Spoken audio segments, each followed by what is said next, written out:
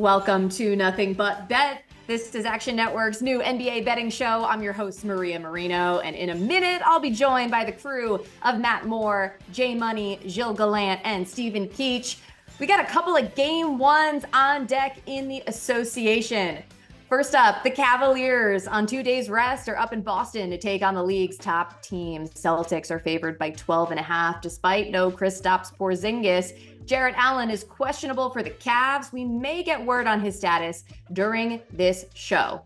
And then it's Dallas getting 3.5 on the road in OKC. 51% of bets and 60% of money are on the side of the Thunder. We're looking at series prices of about -127 for the Thunder to win and +105 for the Mavericks to advance. Let's get into the betting lab with Matt Moore and J Money.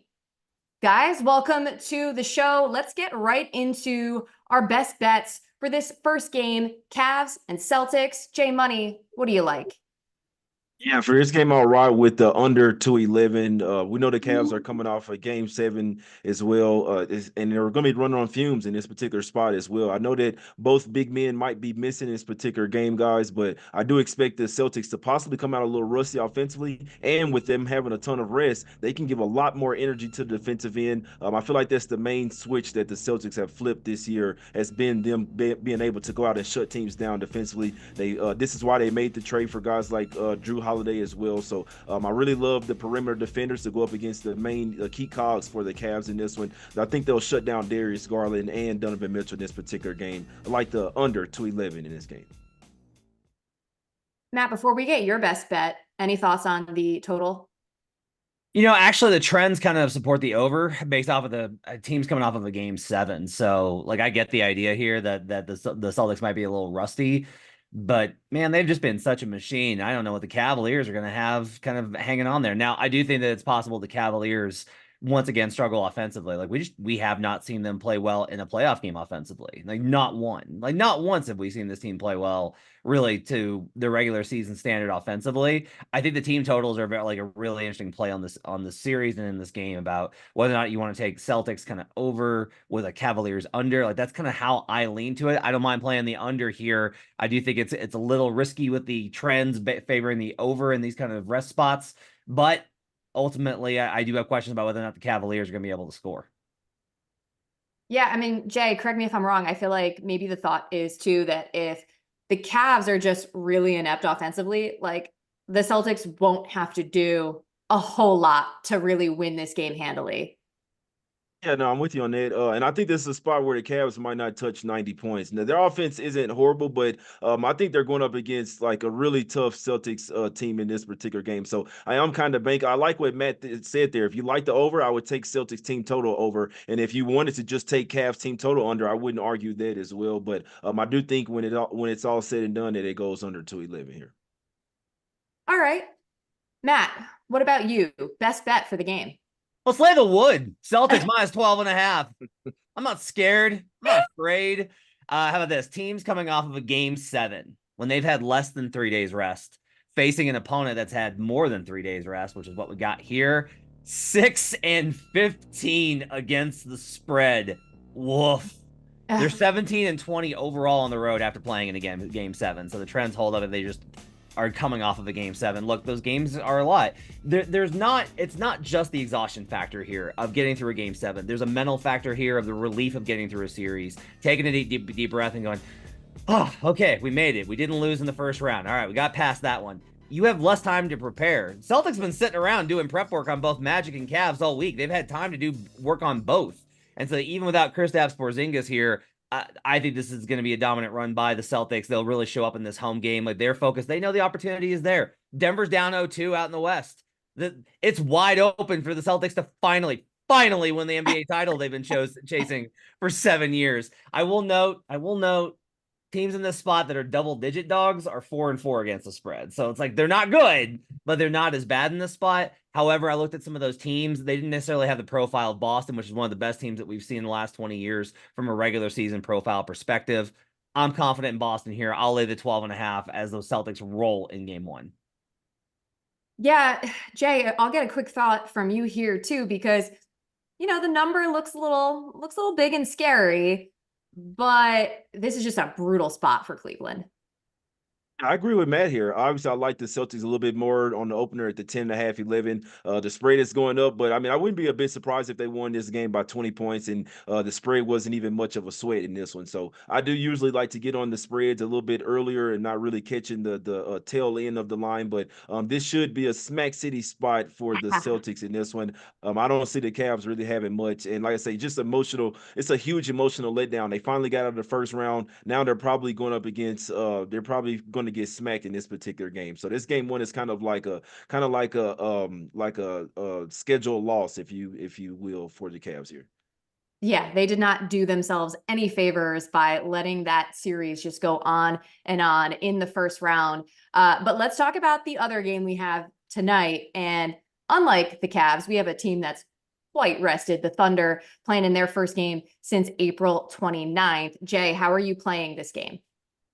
I think this is a nice over spot here, in my opinion, man. I know that the unders really hit in the playoffs, but I see both offenses having a lot of success in this game one, mainly because they're going up against two totally different type of offenses that they faced in the last game. We know the Thunder was going up against an inept Pelicans team without Zion Williamson as well, and then the Mavs were going up against a very old Clippers team that was missing Kawhi Leonard as well. So Mavs are going to be facing up against a much younger team here, team that likes to run and gun, and they have a lot better three-point shooters than the Clippers had as well. But on the other end, the Thunder, they're facing up against Kyrie Irving and Luka Doncic here, and you got guys like PJ Washington. They might have a little bit better series here as well because he has some size that could give the Thunder some problems in the paint in this one, man. So with both teams going up against a lot better offenses than what they face, and I like to target this over here in game one before teams and the coaches can really make some defensive adjustments here. So I think this game one will be wide open. I'll rock with the over 218.5. I like the over spot here from a general cap. My only concern is this is such a variance series. We talked about this on buckets. Like, so much of this is just going to be like, hey, did you hit your open threes or not? And most of the NBA is kind of becoming that these days, a little bit less so this season than in previous years. But I worry about that from both OKC and Dallas's perspective, where Luka Doncic has been rough from 3-point range. And we'll talk about that a little bit more, I think, later on. But the Thunder have outshot expectations so consistently that if that suddenly dries up, this game is going to ground to a halt, because that's what Dallas is banking on. They're going to pack that paint, and they're going to dare shooters. And if OKC can't knock those down, then this total is going to really struggle here. However, OKC's been like the best shooting team in the league this season outside of Boston. So based off of the profiles, I like the over. I'm just a little bit worried about the shot variance here for game one. I think that's a valid concern. Obviously, the number is where it is because we have two very potent offensive teams. Matt, let's get your best bet for this game. Take another favor here. I'll lay the 3.5 with the Thunder. I grabbed this at 2.5 when it opened, but I feel fine at 3.5, 4.5, whatever this gets to. This market is interesting. So the line assumes one of two things, right? Either Thunder home court is only 2.5 about the league average or less, and OKC has an ATS margin at home this season of 6.5 points. Like, they are 6.5 points better than the spread at home this season. Or they're factoring in an appropriate amount of home court advantage for OKC, but that means that the Mavericks would be either pick'em or favored on neutral court. That doesn't make any sense to me. I think that the Mavericks are good, but at some level, the inexperience that the Thunder had, it's kind of been the response. Right? Well, the Thunder are so inexperienced. They're so young. They're so young. We haven't seen young, inexperienced teams this good either. Yeah. And so I kind of think that OKC deserves the credit there and needs to have that kind of a rating applied. I make this 3.5 on neutral. So if it's 3.5 on neutral with a very good home court, I think this needs to be above 2 possessions. I'm willing to be wrong. I've talked a lot about this on buckets, where I'm going to back the Thunder in this series. And if the Mavericks do it again, they do it again. I'm willing to be wrong on that. But in game one, Thunder with a lot of rest, young team, hungry squad. The matchup's not bad. It's not good. It's not bad. It's just going to kind of come down to who can make plays. I'll go ahead and I'll lay the 3.5 with OKC at home. Mavericks maybe getting a little more respect than they deserve from the books at this point. Jay, what's your opinion? Like, do you lean one way or the other? I don't really like the Thunder here. I don't like them in game one. I don't like them for the series. I'd be surprised if they got out of the series, to be perfectly honest with you. I know that it's not just because they're a young team, but I just think the Mavs are better, are well-oiled machine overall, in my opinion. It's mainly because they start to work on their defense as well. They definitely have the offense that can match up with the Thunder. And I usually like to say, like, when a line doesn't make sense, it doesn't make sense for a reason, in my opinion. So I think that this line is here for a reason. It has went up from 2.5 to 3.5, but I wouldn't be surprised if the Mavs won game one outright, to be perfectly honest with you. So I am one that think that the Mavs win this here. I know Matt doesn't like it, but the Mavs are going to the Western Conference Finals. Sorry, So, Matt. so Dallas is a buzzsaw that finished with a worse record than the Thunder, who swept in the first round. You The know, Thunder, the Thunder are going to run. They're one of those teams, Maria, where they gave it all in the regular season, and they're going to run out of gas. We see Chet Holmgren saying that he went all 82 games. He was basically exhausted. This team is going to run out of luck, in my opinion. This isn't the regular season. I'd be very surprised if they got past Kyrie Irving and Luka Doncic here. As long as no injuries, the Mavs will get out of this series and head to the Western Conference Finals. You know what, Jay? I don't like it because I really am rooting for this upstart OKC squad. I love what they've done. You know, the Mavs have been kind of annoyingly inconsistent throughout the year. I think the way I would sum it up is like the Mavs probably have a higher ceiling per se. Maybe the Thunder have a higher floor. But now that we've kind of broken down both of the games, it's time for us to build not just any parlay, but the notorious SGP. So we're going to build this throughout the show, sort of one leg per segment. And the way we're coming up with this first leg is, well, the onus is kind of on me to pick between what you guys laid out as your best bets for Mavs Thunder game one. And here's my vote. Jay, you're probably going to disagree, but I'm going Thunder -3.5.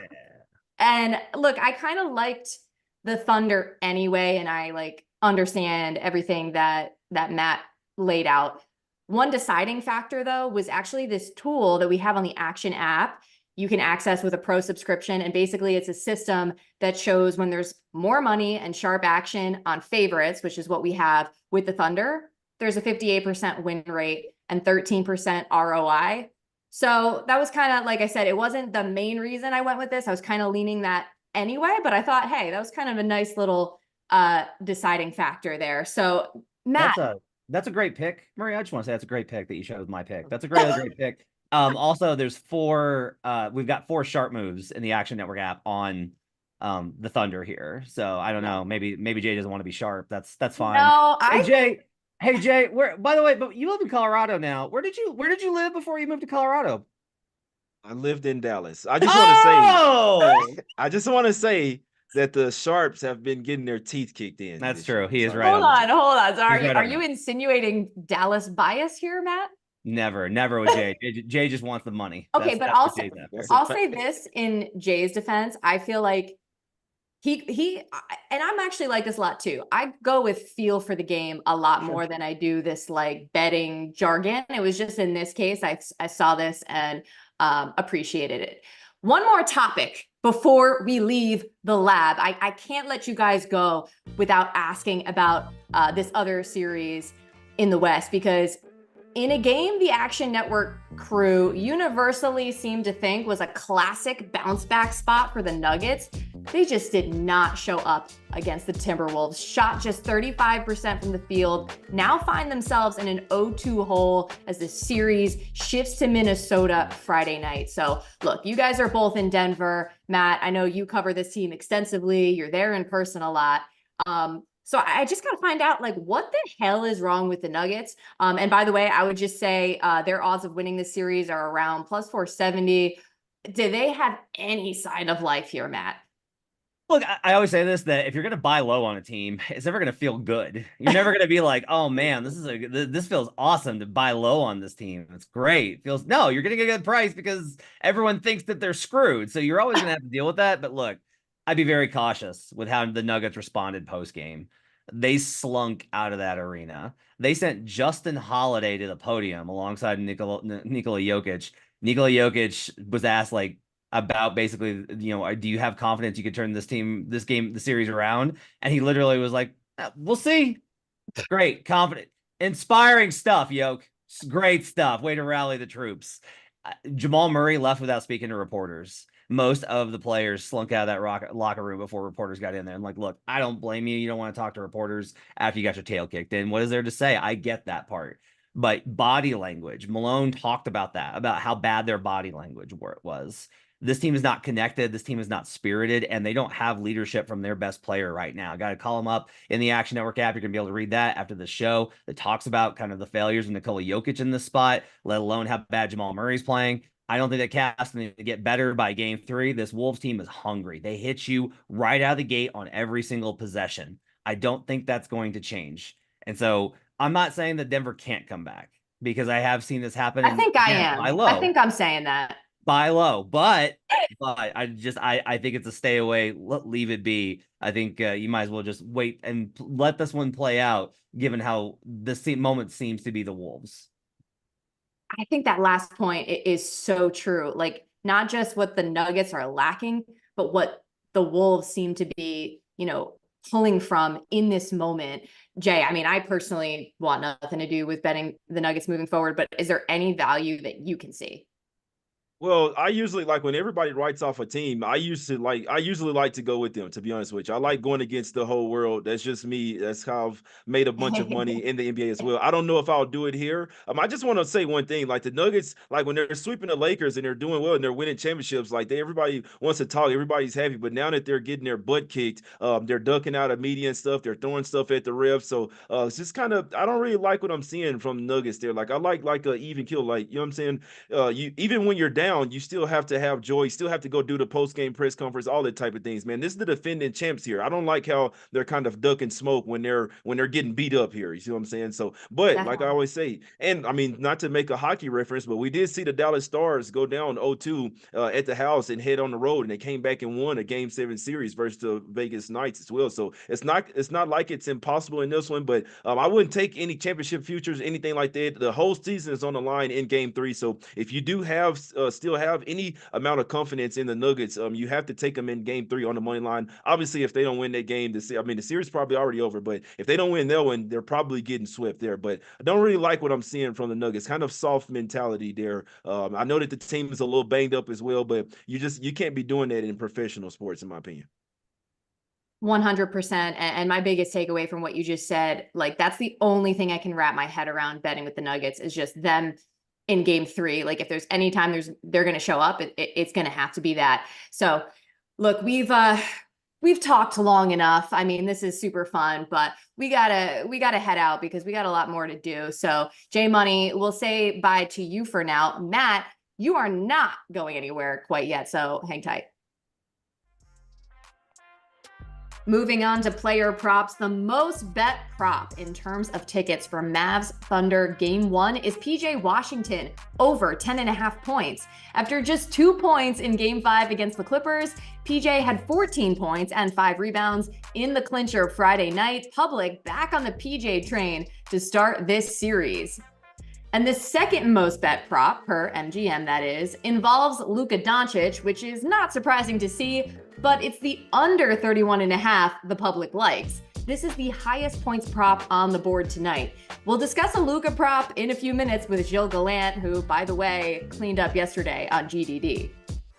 I'm going to take under 2.5 3-pointers on Jalen Brunson. I'm taking Tyrese Halliburton under 2.5 3-pointers. Just like the first 2 bets, you're going to feel really uncomfortable midway through the third quarter and fourth quarter. Now, when it comes through, the cash feels much better and relieves that feeling, but you're going to be twisted in a pretzel in the second half, just kind of banking and hoping that these guys don't get hot. So Anthony Edwards under 2.5 3-pointers is my third bet for tonight. Ain't nothing but a 3 thing, baby. As we bring in Gilles Gallant. Firstly, congrats on the sweep yesterday, my friend. Who do you like in the 3-point market tonight? Yes, thank you, Maria. And we won't be going for some unders today. Going to be looking at an over for the Thunder and the Mavs. And I'm looking immediately at Josh Giddey. A little bit of an opportunity here. Over 1.5 3-pointers. It's around plus 165 rather. Now he cleared this easily in Game 3 and Game 4 versus New Orleans. Hit 4 3-pointers in each of those games. And against Dallas, pretty good matchup. He's cleared this in 3 or 4 games versus the Mavericks this year. The one game where he didn't clear this, it was the last game of the season. And now OKC, they played their starters for maybe 15 minutes. You almost want to exclude that game. And if you exclude that game and you actually look through Giddey's entire career, in 3 seasons, he's hit at least 2 3-pointers against Dallas in 7 of 9 games overall. And even this year, you look at his shot splits, he's averaged the most 3-point attempts versus Dallas compared to any other team. So you look at the way that this offense is for OKC, guys like SGA, Jalen Williams, even Chet Holmgren to a lesser extent, shooting 3-pointers isn't really their game. And I expect the Mavs defensively to tighten up on SGA and Jalen Williams, where it's going to end up being a little bit of a hot potato. And I think that's going to lead to kickouts to Giddey, where he's just going to be giving volume to shoot these threes. And I think there's a really good opportunity for him to go over 1.5 3-pointers at plus 165. Matt, what do you make of the logic? I love it. Josh Giddey, I think there's a perception of him built off of a whole season, but he really turned a corner post all-star, and he's been pretty consistent. And honestly, this is closer to what he was in his rookie season. I think Giddey's adapted a lot to playing next to SGA and Jalen Williams. He's found his role on this team, and those are all very ephemeral, non-statistical things, but also you're going to see the Mavericks probably dare them to shoot a little bit. That's their path to success, is they want to collapse the paint and dare shooters. That's what they did versus the Clippers, and it worked because, well, Terrence Mann couldn't hit the broadside of a barn, and the Clippers have Russell Westbrook. Josh Giddey's not Russell Westbrook from the outside, so I like this play a lot. I think this is a very sharp cap by Gilles. Yeah, and I really like the point about, being busy worrying about some of the other players and maybe giving Giddey a little bit more leeway. But that being said, Gilles, what else are you betting from a player prop perspective? For sure. And I think with Giddey too, just the volume could just end up going up as a result, where really we're just looking for even like a 2 for 6 type of performance. We're not expecting him to turn into Steph Curry here. What I'm going to do now for Celtics Cavaliers, I'm not going to take a 3-point prop. Instead, I'm going to look to Darius Garland. And I'm going to take him to score 15 points. It's around minus 135 at Bet365. What you do is you go to the player milestones at Bet365 to score 15 points. Now, look, I see the look on Matt's face. I know, we all know he had a rough series versus Orlando. Game 7, especially 5 fouls, finished with 12 points. But I think that this should be viewed as an opportunity, because these lines for Garland have kind of overcorrected, where every game into the series against Magic, the over-under line for his points was at least 16.5. And then you're looking at this matchup against Boston. He's actually scored at least 15 points versus Boston in all 3 games this year. And in fact, if you look back over the last 3 seasons, he's topped this number in 10 straight games versus Boston. He averaged 18 points per game for the season. I think the Cavaliers are going to be desperate for a second scoring option, especially if they key in on Donovan Mitchell. No Porzingis is going to be there guarding the rim. If Jared Allen doesn't play, that could give him even more driving lanes to the hoop. I think Darius Garland, I think he's just being a little bit of a buy low spot here. So I like him to score 15 points at minus 135. Matt, your facial expression seemed to have some trepidation. Explain yourself. I mean, look, Gilles extremely sharp, but I'm terrified of this. This is absolutely terrifying. Versus Jaylen Brown this year, Darius Garland, 1 of 6 from the field. Versus Derek White this year, 3 of 12 from the field. He went 5 of 10 versus Drew Holiday in NBA.com's admittedly wonky matchup data, but a lot of that is built off of help-offs, which the Celtics are not going to do as much in the series because they know they can take Garland completely out of the series. He wound up getting 14 of those points, Gilles, versus Sam Hauser. How much do you think Sam Hauser is going to play in a second-round series? Garland has not been able to adapt to the physicality that happens in the playoffs. We've seen it now for 2 playoff series. It's a real problem for him. And the ability of the Celtics to pressure ball handlers is second only to Minnesota. I think this is a nightmare matchup for Darius Garland. Now, look, I think Darius is good and basketball is weird and guys rise to the moment, et cetera, et cetera, et cetera. But especially in this game, coming off of a game 7, 48 hours later, I am very concerned that Darius Garland is about to have a very bad night, but it is an alternate line. I get it. I'm just concerned that Garland may simply not be a 16-game player at this point in his career. It's fair. Just say you don't like it. That's okay. It's all right. You don't have to. You can just say I don't like it. Gilles, any more specific rebuttal there? No, I think he didn't even try to slice my throat with the team totals 98.5. He could have easily went right there and just said, I don't know where those points are coming from. But for me, I think Darius Garland has proven that he can get some points. I think 15 points is very doable in this game. All right, cool. Fair enough. Let's move on because it's time, Gilles, for you to do your part as we build the notorious SGP. We have one leg already. That's Thunder minus 3.5, courtesy of our friend Matt Moore.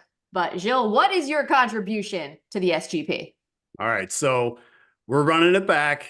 We're going to take Luka Doncic under 52.5 points, rebounds, and assists. Now, that's what I bet it at. It's probably around 51.5 right now. I think you could wait till a little bit closer to tip off and get it back at 52.5 if it's there. But look, Luka has failed to clear this line all 6 games in the first round versus the Clippers, and even game 6 where he had 21 points, rebounds, and assists after the first quarter. And I was very nervous because I had Matt Moore messaging me in Slack, letting me know that this was a very worrisome play here.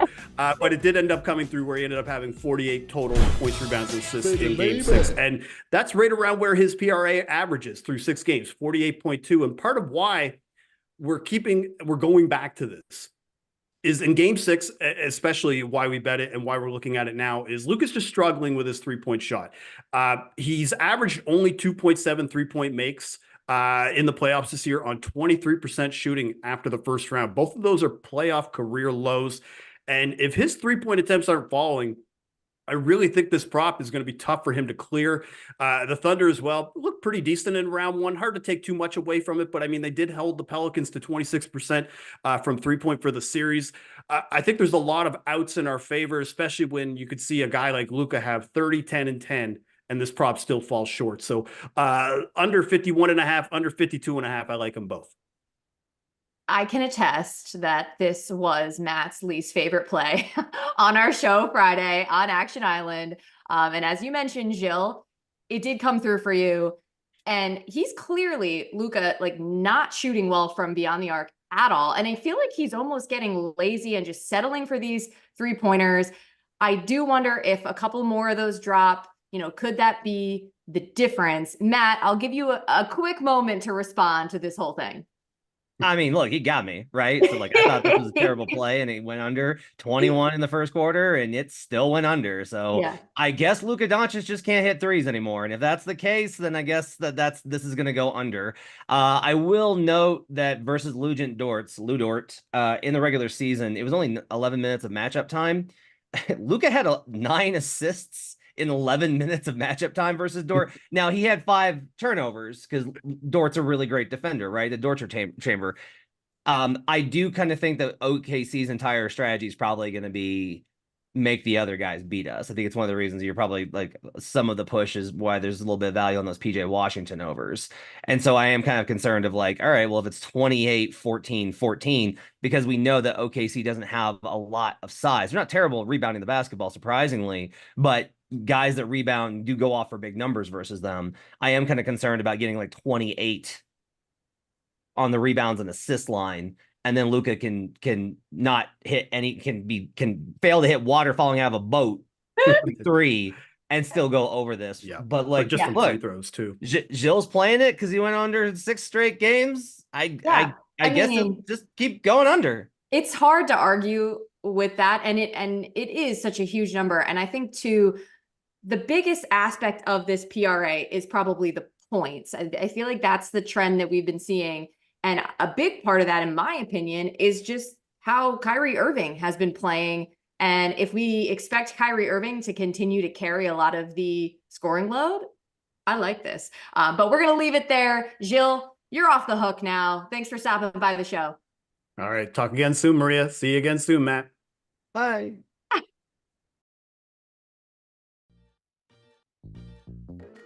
So after missing the last 3 games of the first round with a bruised rib, Jarrett Allen was listed as questionable for game 1 in Boston. I thought we might get word during the show, and indeed we have it. He is out. for tonight. By the way, he's had a career year for Cleveland with highs in points per game, assists per game, and usage. Was incredibly productive this postseason before the injury. He's also a huge factor when it comes to defense. So this is not great news for the Cavaliers. Let's welcome Steven Keech to the party now. Now that we know that we don't have Jarrett Allen in game one for the Cavs, I mean, what are the implications for what we should see tonight? So I was thinking that they may end up starting Marcus Morris. That is not the case. They apparently are starting Isaac Okoro. I have a hard time seeing really how they defend in this matchup, or defend, effectively. I think this matchup or this lineup gives them a better chance to kind of challenge them on the perimeter. I don't know that it gives them a good chance to defend both Tatum and Brown. I still am curious to see how they use Mobley. I think he's probably most effective on Tatum, and maybe kind of figure the rest out from there. But yeah, no Allen is really, really bad for the Cavs in a lot of ways. I think they're going to really feel that on the defensive end. I don't know that it hurts them as much in a matchup like this, where I think Boston's goal is probably going to be to shoot a lot of threes.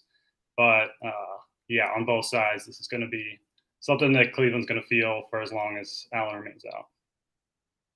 Matt, are you feeling even better about your Celtics minus 12.5 pick? Yeah, I mean, unfortunately, you never want to see a player out. But I mean, look, one of the ways that you can kind of attack Boston is you can actually attack them at the rim. They do give up a lot of attempts at the rim, but you need Jarrett Allen in order to do that. Mobley hasn't really had the offensive game in order to punish teams, even leaving him open. The other thing is that they're going to have it's not as bad because the Celtics don't run as much pick and roll. They'll struggle a little bit more with the preferred scheme that they want to play. I'm not surprised they went with a Okoro here because this makes them very switchable, right? Is you can just switch everything 1 through 5. It might actually help play into Jay's under here because if they just switch everything 1 through 5, they'll be in a pretty good position to keep the Celtics in front of them. Boston will lean into that. Boston's not going to try and fight through that or run secondary actions in order to get guys open. They'll just be like, all right, we'll attack you one-on-one. And this Cavaliers have some pretty good defenders. Okoro's a pretty good defender. So this does actually, I think, help them in some ways, but that depends on JB Bickerstaff deciding to switch up his coverage. And I'll be honest with you, at this point, I don't have any confidence in trying to predict anything that JB Bickerstaff is going to do in any playoff game because the track record has not been great. So we'll see kind of how they adjust, but it is something that I think kind of to watch, especially for in-game betting, is keep an eye on how they approach these types of things. And if the Cavaliers also, this makes them a little bit more stretchy, right? So maybe 3-point attempts is something to look at as well as they just try and maybe go a little bit more 5 out. That's not a bad way to attack Boston. Again, if they do it, which is dependent on JB Bickerstaff, which I have very little confidence in. Steven, what are your thoughts on JB Bickerstaff? I mean, based on what you've seen, mainly in round 1. I'm kind of with Matt. I don't think, I don't know that there's a coach who could really turn this version of Cleveland into a team that's going to beat this version of Boston. But I feel very safe saying that JB Bickerstaff is not that guy. Glad I clarified. Okay, let's talk about Mavs Thunder because this is the game that we are using to build not just any parlay, but the notorious SGP. We already have a couple of legs down. Steven, we need another leg. Can you give it to us? I can. So it's a guy that I have a hard time trusting, but we're going to go with PJ Washington over 1.5 threes. The big reason for this is it kind of plays in exactly to what the Thunder tend to want to give up. They allowed 12.1 corner 3 attempts this season, which was a full attempt better than the second. I want to say Boston was that next closest team. They give up a lot of corner 3s. They also give the second most catch and shoot 3s. So that pretty much perfectly plays into the shots that PJ takes. I think Matt alluded to this earlier, but we're going to see OKC kind of collapse. And I think they're going to be more than fine with guys like Derrick Jones or PJ beating them from deep or really just trying to beat them in any way. So while PJ has been awful in this matchup this season, I think he shot 7% from 3 across the regular season meetings with Oklahoma City. That's hard to do. He shot a little bit over 30% on the season, so we're obviously expecting some aggression there. but I would not be surprised by like 9-10 attempts from him, given that I think they'll kind of funnel in his direction. So I think him hitting 2 at like, minus 140, minus 145, minus 150 is a little bit too light. Matt, what is your confidence level like now hearing our notorious SGP rounded out? I love it. I think it looks good. I mean, look, this projects a little bit as an over game, right? If we're going to talk about Giddy overs and the Gilles talked about, if we talk about PJ Washington with the over, I mean, the Luka under obviously kind of counteracts that a little bit, but this does kind of project as a high 3-point volume game, right? And I think that's important here for kind of projecting it. Great pull by Keech there with the number of corner threes that he allowed. Washington's kind of all over the map. He is shooting 31% from 3 in the playoffs, which is better than his regular season mark. But in the wins versus the Clippers, he nailed a bunch of them. He went like 4 of 7 from 3 in the closeout game. So Washington can absolutely go over this number. I think this is a great leg for the SGP. Well, Steven Keech, we certainly appreciate the contribution, and our Action Network senior writer, Matt Moore, thanks as always for all of your insight throughout the show. Thanks, Maria. Thank you. Baby. Now, before we go, let's just recap the notorious SGP that we have built. So once again, we have the Thunder minus 3.5. That was a Matt Moore bet that I have endorsed. We also have what you just heard from Steven Keech, the PJ Washington over 1.5 3-pointers made. And let's not forget the pick from Gilles Gallant, Luka Doncic under 51.5 PRA. Time for me to get in one final parting shot at the buzzer. And here it is. Late game officiating continues to plague the NBA. It's kind of annoying because I'm talking about this instead of the great game that we had last night between the Pacers and the Knicks. However, in case you haven't heard, the last 2-minute report for Pacers-Knicks Game 1 confirms what we all already knew, which is an incorrect call that hurt the Pacers last night. Some wonder the point of the 2-minute reports. I personally appreciate them. I think it shows some accountability and at least acknowledgement of when mistakes are made. Obviously, the sting is still there if your team was on the losing end. The question is, how do you fix it? I don't exactly have the answer. The human element of officiating is just something teams have always had to deal with. It's part of the game. I think what's frustrating is now we have technology that is supposed to help, yet even in-game reviews have been questioned during this postseason. I get it. The reviews can be annoying to the game flow, but I prefer that to just having blatantly incorrect calls and like nothing you can do about it. So I wonder this, in the final 2 minutes, should you be able to challenge or review more things as opposed to the standard fouls, out of bounds calls, and goaltending? Why does any call that can swing the game hold more or less weight than another? Or we could just not do anything and teams will just continue to have to beat their opponents and the refs. And I know we always say that, but it is a lot easier said than done, especially when some things are just flat out of your control and just feel dependent on pure luck. And that's my final shot at the buzzer. Also, that's a wrap on Nothing But Bet. For our entire NBA crew, I'm Maria Marino. Thanks for watching and enjoy the games tonight.